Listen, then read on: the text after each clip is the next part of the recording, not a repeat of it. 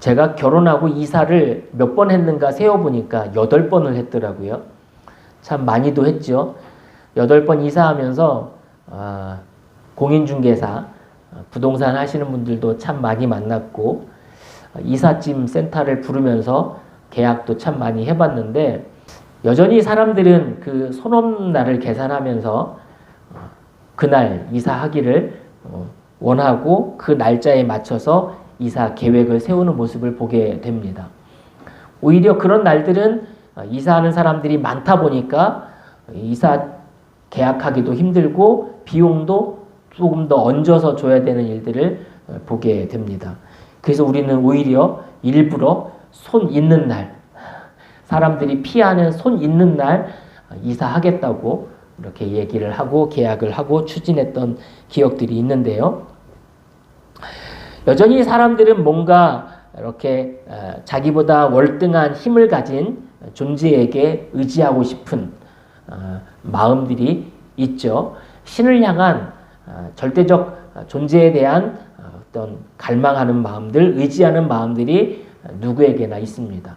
지금 시대도 여전히 첨단 문명이 발전한 문화가 발전된 이 시대 속에서도 그런 사람들이 있었는데 고대 사회에서는 어떻겠습니까? 더 하늘을 향한 어떤 별들을 향한 어떤 보이지 않는 절대 권력을 가진 힘을 가진 신적 존재에 대한 어떤 의식들을 가지고 살아갔던 모습들을 보게 되죠. 여기 에스더에서도 그런 장면이 등장하는데요. 지난주에 우리가 살펴본 내용대로 하만은 왕으로부터 높은 지위를 명예를 얻게 됩니다. 왕의 명령이 모든 사람이 하만 앞에 무릎을 꿇고 엎드려 절하도록 명령을 내리게 되죠. 그러나 모르드게는 하만에게 무릎을 꿇지도 절을 하지도 않게 됩니다. 단순히 교만해서가 아니라 지난주에 우리가 살펴본 대로 이스라엘의 역사를 알고 아말렉이라고 하는 나라, 아각이라고 하는 왕과의 그 역사적 깊은 관계를 안다면 모르드게가 왜 그렇게 위험을 무릅쓰고 하만에게 무릎을 꿇지 않고 절하지 않았는지를 짐작할 수 있습니다. 그러면서 우리가 지난주에는 모르드게의 신앙적, 영적 지조와 절개에 대해서 한번 살펴본 적이 있는데요. 하만은 그렇게 모르드게가 자기에게 절하지 않는, 무릎을 꿇지 않는 모습을 보면서 모르드게를 없애야겠다. 충분히 그럴 수 있는 상황인 거죠. 지금도 권력을 잡으면 그 자리에 올라가면 정적들을 이렇게 없애려고 하는 시도들을 많이 하지 않습니까? 있는지 없는지를 다 끄집어내서 그 힘을 무력시키려고 하는 일들을 보게 되는데 그 당시 얼마나 더 했겠습니까? 그래서 하만은 계략을 세우는데 보아하니 모르드게가 출신이 자기 조상의 원수였거든요. 유다 민족이라는 것을 알고 나서는 모르드게만 죽이면서 될 문제가 아니구나. 이게 가볍게 넘길 문제가 아니라 이 페르시아 제국에 흩어 살아가는 유다인 전체를 없애자. 그러니까 거사를 꾸미는 거죠. 아주 대대적인 사륙을 펼치려고 만반의 준비를 하게 됩니다. 그러면서 제비를 뽑아요. 그러니까 주사위를 던져서 날짜를 정하는 거죠. 그러니까 아무 때나 당장 내일 이런 일을 펼칠 수는 없잖아요. 뭔가 준비를 하고 뭔가 법적 근거를 마련해야 되고 타당한 이유들을 이렇게 마련해야 되지 않습니까? 그러니까 무작정 유다인들을 다 죽이고 나면 그 모든 책임이 누구에게 돌아와요? 자기에게 들어오잖아요. 그러니까 만반의 준비, 피할 수 있는 길이고 합법한 근거들을 마련해야 되지 않습니까? 그러기 위해서 치밀하게 계획을 세우는데 언제 유다인들을 페르시아 제국에서 다 몰살시킬까를 그냥 계산하지 않고 제비를 뽑은 거예요. 주사위를 던져서 날짜를 정하게 되는데 그 주사위를 던진다, 제비를 뽑는다라고 하는 단어가 푸르예요. 아카드어로 푸르입니다. 푸르. 그 말을 히브리어로 그대로 옮겨서 부르면 부르가 되는 거예요. 부르. 그래서 이 에스더서 마지막에는 이 이스라엘 백성들이 애굽에서 나온 날을 기념하여 지키는 절기가 유월절이지 않습니까? 그것을 기념하듯이 페르시아 제국에서 생명의 위협을 받던 유다인들이 하만의 위협으로부터 벗어나고 독립되는 날을 기념하는 날을 절기를 하나 마련하게 되는데 그게 바로 이 부르를 따와서 불임절이라고 부르는 거예요. 불임절. 자, 아무튼 이 하만은 연초에 정월에 제비를 뽑아서 주사위를 던져서 부르를 던져서 날짜를 정하는 거죠. 왜 이렇게 그 주사위를 던졌는가를 살펴보니까 그 당시 고대 사회에서 사람들 의식에는 연초가 되면 우리도 뭔가 한 해 동안의 어떤 계획을 세우고 이루고 싶은 어떤 성취하고 싶은 어떤 그 것들을 이렇게 목록을 정하지 않습니까? 일정을 정하지 않습니까? 고대인들은 연초가 되면 신들도 1년의 스케줄을 정한다고 생각을 했었던 거예요. 그러니까 신들 일정에 맞게 신들이 어느 날 유다인들을 멸절시키는 게 좋을지 신들에게 물어보고 신들에게 제가를 받는 의식적 차원에서 주사위를 던지는 부르를 뽑는 어떤 그런 의식적인 행위를 한 거죠. 마치 손 없는 날 이사를 가려고 하는 사람들의 의식처럼 이 하만도 그냥 아무 때나 유다인들을 멸절시킬 게 아니라 신들의 도움을 받아서 신들이 제가하는 어떤 허락하는 날 이 일을 감행하겠다라고 의도를 가지고 주사위를 던지게 되는 겁니다. 아무튼 그렇게 해서 뽑힌 날이 언제냐면 뽑은 날은 정월이고 뽑힌 날은 12월 말이 되는 거예요. 근 1년이라고 하는 긴 시간 동안 준비하게 되는 거죠. 우리로 말하면 정월은 1월이고 연말은 12월이지만 유다인들의 유태인들의 달력에 의하면 4월에서 5월이 정월이 됩니다. 그리고 2월에서 3월이 연말이 되는 거예요. 요거는 태양력이고 요거는 니산월, 아달월은 유다인들의 달력인 거예요. 그러니까 유다인들은 우리의 봄, 여름, 가을, 겨울과 다 다르지 않습니까? 유다인들이 지키는 그 계절에 따른 어떤 달력이 우리랑 좀 달라요. 그래서 아무튼 이렇게 정했습니다.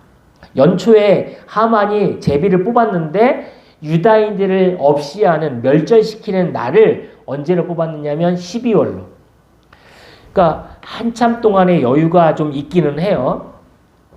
사실 좀 이따도 말하겠지만 왕의 제가를 받고 조서를 받아서 이거를 페르시아 전국에 이 조서를 돌리는 12월 13일이 되면 유다인들을 다 죽여라라고 하는 조서를 돌리는 데만 3개월이 걸렸대요. 그러니까 당장 내일 아침에 할 일은 아니었던 거죠.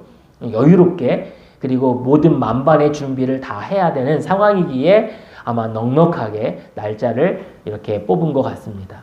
아무튼 하만은 그렇게 해서 날짜를 얻게 됐고 하만은 왕의 승인을 얻어야 되지 않습니까? 자기가 하고 싶다고 할 수 있는 문제가 아니라 제국 안에 적지 않은 포로들을 어떤 노예들을 제거하려면 왕의 승인을 얻어야 되지 않습니까? 그래서 왕에게 나아가서 왕을 설득해야 돼요. 하만이 얼마나 준비를 치밀하게 철두철미하게 했는지 하만이 왕을 찾아가서 설득하는 내용들을 들어보면 왕이 거절할 수 없도록 설득하는 거예요. 페르시아 제국 안에 흩어져 살아가는 유다인들이 있는데 유다인이라고 명시하지 않아요. 한 민족이 있는데 그 민족은 힘이 없는 그냥 소수 민족일 뿐이다. 그러니까 왕이 생각해 보면 페르시아 제국에 여러 민족들이 흩어져 살고 있는데 어느 소수 민족 있어도 그만 없어도 그만이라는 아주 작은 민족이라고 하만이 말하니 이 하만이 언급하는 그 민족은 페르시아 제국에서 무가치하고 쓸모없고 게다가 왕의 명령을 어기는 불법을 행하며 독특한 삶의 형식을 가지고 살아가는 민족이다 라는 이야기들을 합니다. 그들이 왕의 명령을 지키지 않고 왕의 명령을 거역하고 있습니다. 그러니 그들을 없이 해야 합니다 라고 하만이 왕을 설득하고 있습니다. 게다가 왕이 거절할 수 없는 제안을 하나 하는데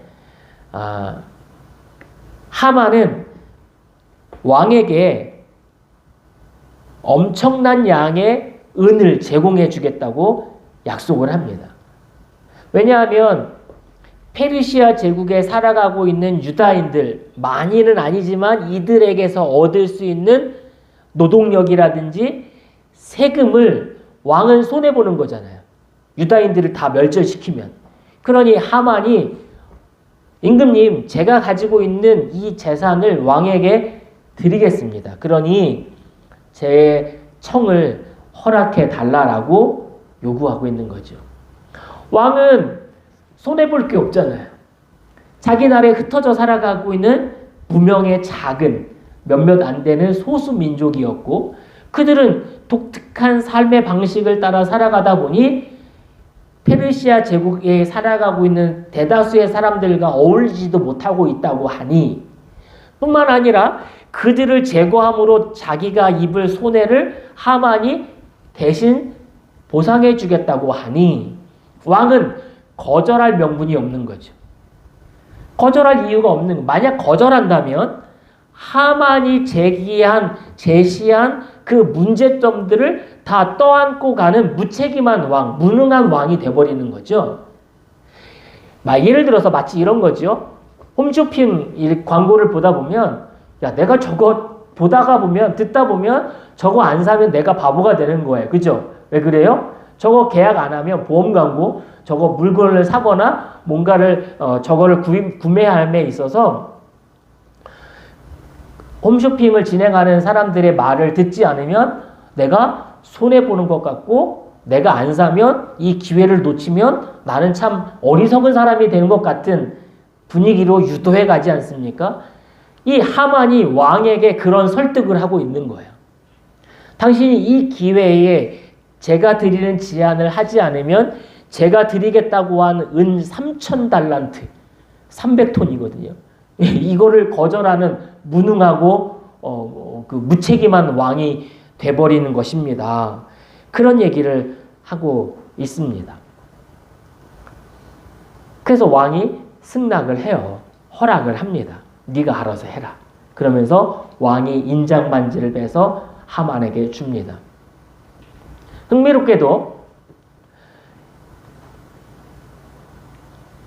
하만이 정해온 그 날짜가 언제느냐면 하만이 날짜를 뽑은 날이 정월 13일인 거예요. 왕의 제가를 받은 날이.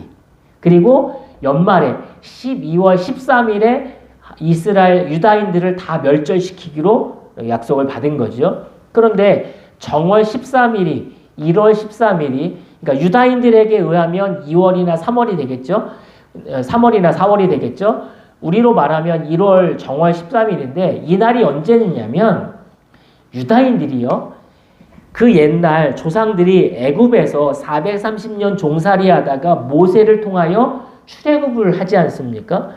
출애굽을 하고 유월절을 기념하게 돼요. 유다인들은 지금도 유월절 절기를 지켜오지 않습니까? 그 유월절이 시작되기 전날이 1월 13일인 거예요. 그러니까 정말 아이러니하게도 이제 유다인들은 어디에 흩어져 있든 이 유월절 날짜를 기억하고 감사의 제사를 드리거든요. 근데 이제 페르시아 제국에 흩어져 살고 있지만, 비록 이방인의 땅에 멀리 타국에 와서 살고 있지만, 정월 13일 유월절 날짜를 계산하고 기억해서 이제 내일 이제 잔치 전날이 된 거예요. 명절 전날이 된 거예요. 근데 자기 민족을 말살시키려고 하는 이 왕의 직인이 찍힌 이 조서가 1월 13일 날 전국에 반포되는 거예요. 얼마나 아이러니합니까? 구원의 날 생명의 위협을 받는 조서가 전국 방방 곳곳에 뿌려지게 되는 상황인 거죠.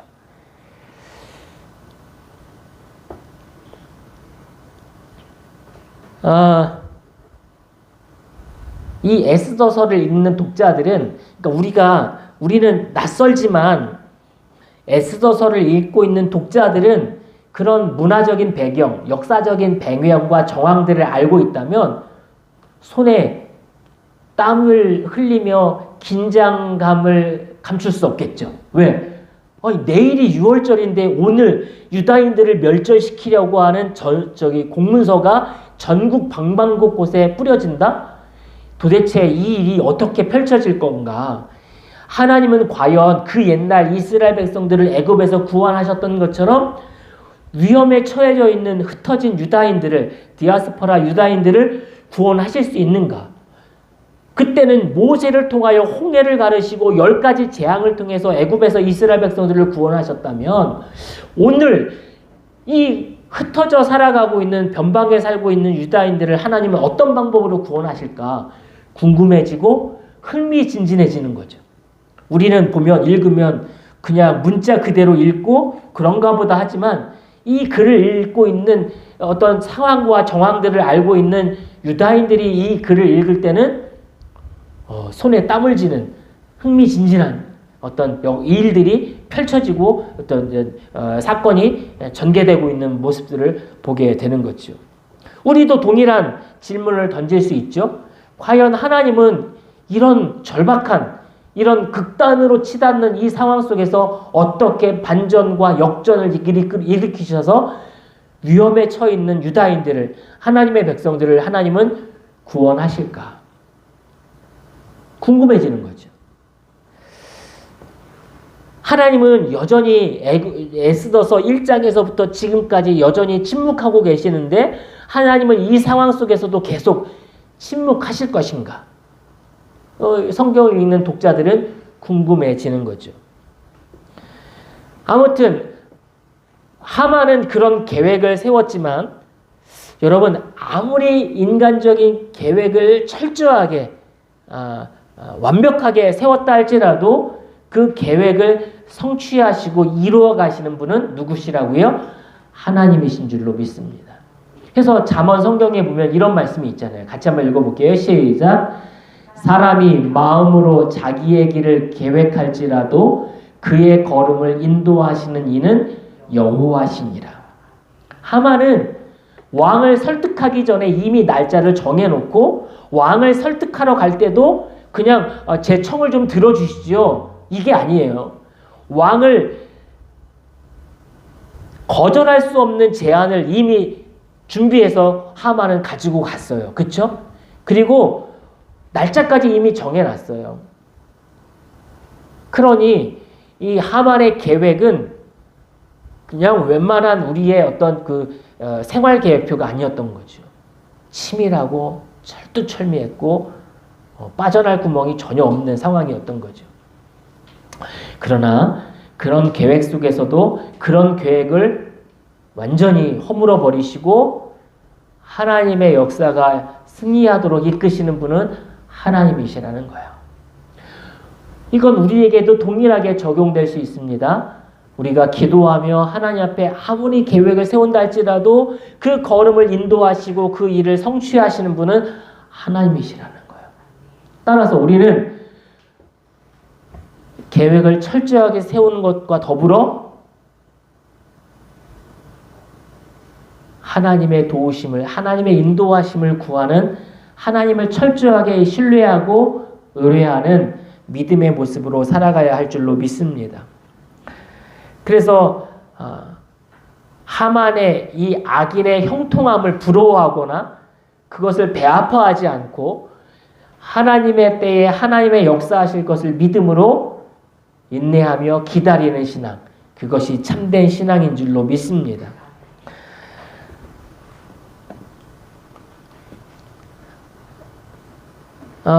모르드게는 그 사실을 다 알았습니다.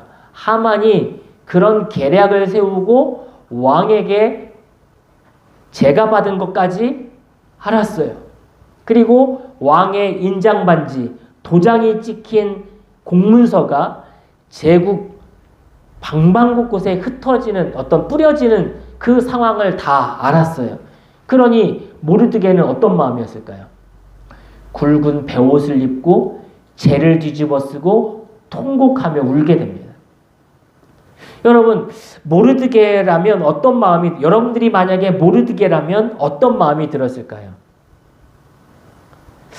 괜히 저 사람의 심기를 건드려서 나 때문에 유다 민족이 어려움에 처해지는 것에 대한 죄책감, 자책감, 동료 유다인들에 대한 미안한 마음, 괜히 그랬나라고 하는 후회와 어떤 아쉬움, 이런 모든 마음들이 복합적으로 모르드게에게 밀려왔겠죠.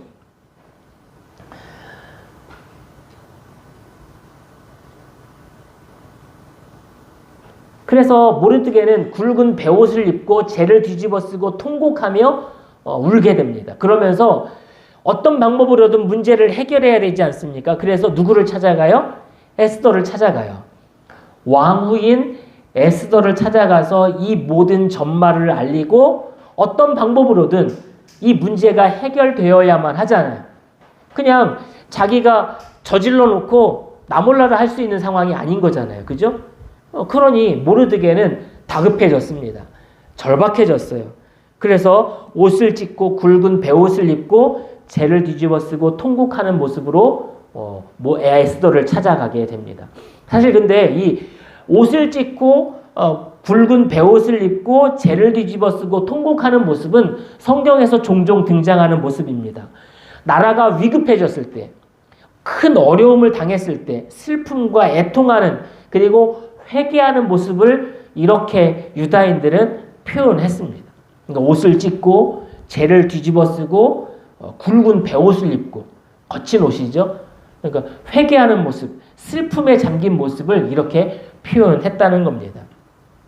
특별히 요엘서에 보면 요엘서를 읽는 독자들에게 요엘 선지자가 이렇게 말해요. 같이 한번 읽어봅니다. 시작. 여호와의 말씀에 너희는 이제라도 금식하고 울며 애통하고 마음을 다하여 내게로 돌아오라 하셨나니.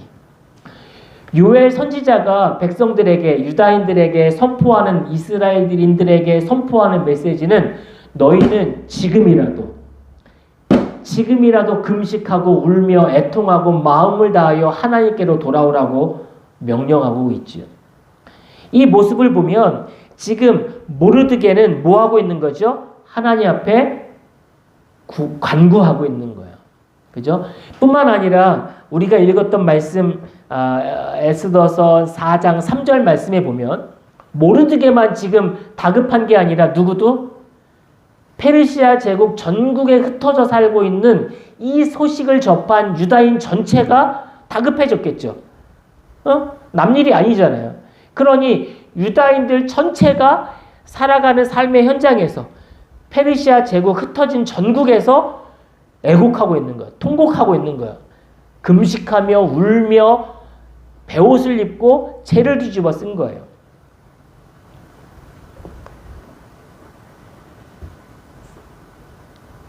여기서 모르드게의 모습을 한번 좀 살펴볼 텐데요. 모르드게는요, 그 문제 앞에, 사실 그 문제가 자기 때문에 발생한 거잖아요. 하만의 심기를 건드린 자기 때문에 이 문제가 엄청나게 커져 버렸어요. 그죠? 당황스럽겠죠? 근데 문제 앞에 모르드게는요, 후회하지 않아요. 자기가 하만에게 절하지 않은, 무릎 꿇지 않은 하만의 심기를 건드린 것에 대해서 후회하지 않아요. 그리고 그것을 자책하지도 않아요. 그리고 동일한 유다인들에게 변명하지도 않아요. 뭐예요? 당당하게 맞서서 그 문제를 해결하기 위하여 하나님의 도우심을 구하고 있어요. 무릎을 꿇고 금식하며 베옷을 입고 울며 통곡하는 거예요. 유다인으로서 마땅히 이런 모습에는 저변에는 뭐가 깔려 있어요? 하나님의 도우심을 구하는 기도라고 하는 모습이 깔려져 있는 거죠. 물론 모르드게가 구체적으로 실제적으로 문제를 해결하기 위해서 에스더를 찾아가지만 그건 둘째 문제고, 일단은 베옷을 입고 죄를 뒤집어 쓰고 금식하고 울며 통곡하는 그 저변에는 하나님, 에스더서에 등장하지 않지만 그들의 입으로 구체적으로 하나님이라고 하는 호칭이 나오지는 않지만 그 저변에는 누구를 찾고 있는? 하나님을 찾고 있는. 국어를 공부하다 보면 어떤 문학적인 어떤 표현들, 극적인 표현이 뭐죠? 내가 하나님을 강하게 어필하고 찾는 게 아니라 오히려 침묵함으로 인하여 하나님을 더 적극적으로 찾는 역설이라고 하는 거죠. 지금 모르드게는 그렇게 하나님을 찾고 하나님의 도우심을 구하고 있는 모습을 보게 됩니다. 저는 이 모습을 보면서 모르드게의 이 모습을 보는 거예요. 문제가 발생했을 때 그 문제의 모습 전과 후가 전혀 달라지지 않았어요. 모르드게가. 그러니까 지난주에 우리가 살펴봤던 모르드게의 영적 신앙적 절개와 지조가 문제가 발생하고 나서 달라지지 않았다는 거예요. 자, 아무리 내가 문제가 발생하기 전에 그래 나는 믿음으로 살 거야, 나는 하나님을 신뢰하는 영적 신앙인으로 살아갈 거야, 아무리 내가 입으로 고백하고 각오하고 다짐한다 할지라도 그 다짐 때문에 내가 정한 신앙의 노선 때문에 당장에 문제가 닥쳐요. 문제의 파도를 만나게 돼요. 그런 사람들은 어떻게 되죠? 어떤 합리적인 근거를 마련하고 합리적인 이유를 대서 피해가려고 하고 돌아가려고 하고 그거를 회피하려고 하죠. 정당한 이유를 대고서는 이거는 그럴 수 있는 상황이야 라고 하면서 그 자리에서 이탈하려고 해요. 자기가 그 노선에서 이탈하는 것에 대해서 정당성을 발휘하려고 하는 합법적이고 합리적이고 이유 타당한 근거를 대면서 회피하려고 하죠. 근데 모르드게는 어디에도 그러지 않아요.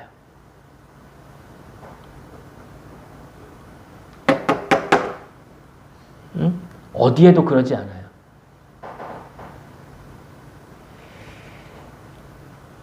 문제가 발생하기 전과 후에 여전히 변하지 않는 모르드게의 신앙의 지조와 절개를 보게 된다는 거죠. 믿음 따라 신앙 따라 결정한 일들에 난관이 부딪혀 올 때 문제가 커지면 대부분 후회하고 자책하거나 책임을 전가하려고 합니다. 그러나 모르드게는 그리고 유다인들은 하나님 앞에 무릎을 꿇고 회개하는 동시에 그 자리에서 굳굳하게 하나님의 도우심을 구하고 있는 모습을 보게 됩니다. 우리는 살아가면서 믿음으로 살기로 다짐하고 신앙 안에서 살아가기로 말씀 안에서 살아가기로 다짐하는 순간 우리에게도 여전히 문제는 닥쳐오고 피해갈 수 없는 문제는 우리 앞에 떡하니 나타나게 됩니다. 그때 이럴 때는 이렇게 해야 되는 거야 라고 하는 합리적이고 자기 합리적이고 어떤 정당한 이유들을 들어서 그 문제를 피해 가려고 하지 말고 맞서서 모르드게처럼 싸워 이기려고 하는 신앙의 도전들이 우리에게 필요한 줄로 믿습니다. 그래서 오늘 모르드게는 요엘서 2장 14절 13절에 있는 말씀처럼 우리에게 이런 교훈을 우리에게 주고 있죠. 너희는 옷을 찢지 말고 마음을 찢고 너희 하나님 여호와께로 돌아올지어다. 그는 은혜로우시며 자비로우시며 노하기를 더디하시며 인애가 크시사 뜻을 돌이켜 재앙을 내리지 아니하시나니. 하나님은 회개하는 누구이든 하나님 앞에 돌이켜 돌아오는 누구이든 외면하지 않으시고 물리치지 않으시고 그들을 품어주시고 그들을 용서하시고 그들에게 은혜 베풀어 주기를 기뻐하시는 분이라는 거예요. 하나님은 돌이켜 회개하는 자의 그 죄를 용서하기를 기뻐하시는 분이라는 거예요. 하나님은 은혜로우시며 자비로우시며 인애가 크신 분으로서 뜻을 돌이켜 재앙을 거두기를 기뻐하시는 분이라는 사실을 오늘 요엘서는 우리에게 말해주고 있죠. 모르드게는 유다인들은 그걸 알았던 거예요. 구체적으로 모르드게가 유다인들이 하나님 앞에 무엇을 기도했는지 무엇을 회개했는지는 모르겠어요. 성경에 나와 있지 않으니까. 그러고 보면 에스더서는 참 에스더서를 읽고 있는 독자들에게 여러 가지를 침묵하고 있어요. 그죠? 말해주고 있지 않아요. 그러나 상상 가능한 것들은 아마 모르드게가 흩어진 유다인들이 무엇을 하나님 앞에 회개했고 무엇을 하나님 앞에 기도했는지 짐작 가능하잖아요. 그죠?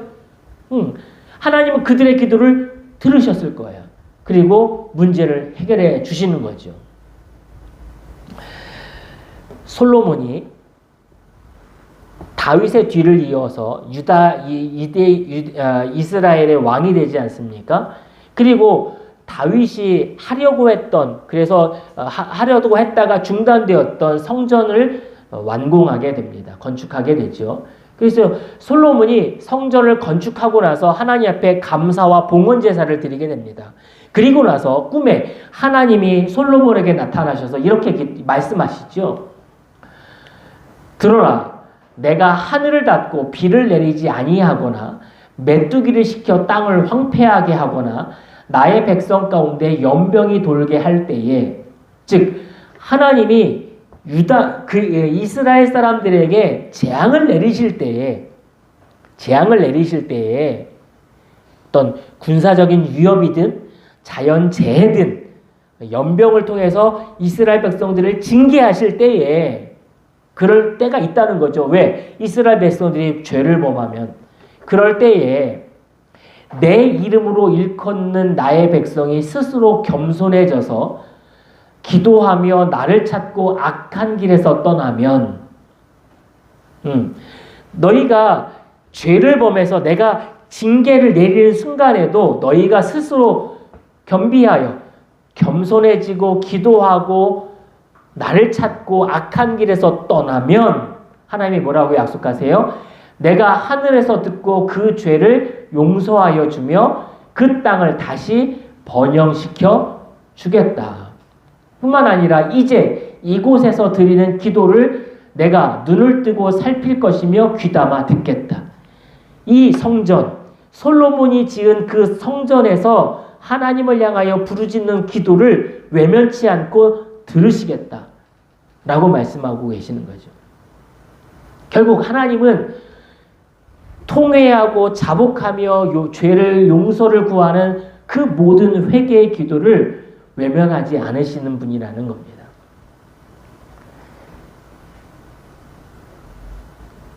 결국 신앙의 길을 걷다가 그 신앙의 길이 어떤 길이에요? 꽃길이 아니라는 거예요. 믿음으로 살아가겠다고 다짐하고 내가 하나님과 동행하는 신앙의 길을 걷겠다고 다짐했는데 그 길이 꽃길만 펼쳐지는 게 아니라는 거죠. 우리가 잘 알듯이 가시밭길이고 좁은 길이라는 거예요.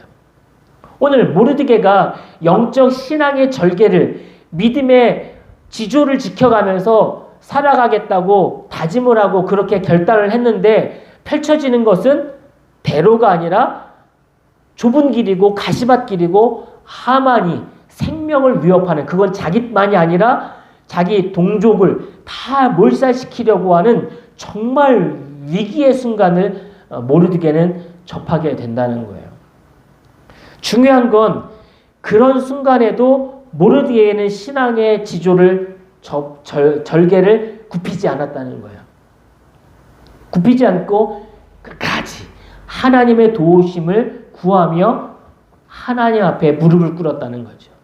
여러분 신앙생활하면 믿음 생활하면 탄탄대로가 펼쳐질 것 같고 꽃길이 열릴 것 같고 평탄한 길이 펼쳐질 것 같지만 실상은 그렇지 않다는 거예요. 실상은 오히려 믿음으로 살아감으로 인하여 제약받는 일들이 많고 간섭받는 일들이 많고 오히려 위험하고 오히려 억울하고 그럼에도 불구하고 참고 인내해야만 하는 그런 길이 내게 펼쳐질 거라는 거예요. 모르드게처럼.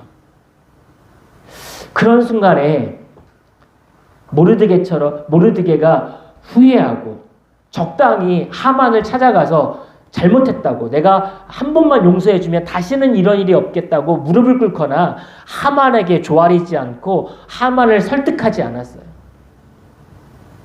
오히려 등을 돌려 하나님을 찾았고 하나님의 도우심을 구했어요. 이게 믿음으로 사는 거고 이게 신앙으로 사는 것입니다. 결심하는 신앙. 모르드게는 한 번 결심한 그 결심이 조금도 흐트러지지 않고 굽혀지지 않았어요. 타협점이 없었어요. 오히려 등을 돌려서 하나님을 바라봤죠. 하나님의 도우심을 바라봤고 하나님과 손잡았어요.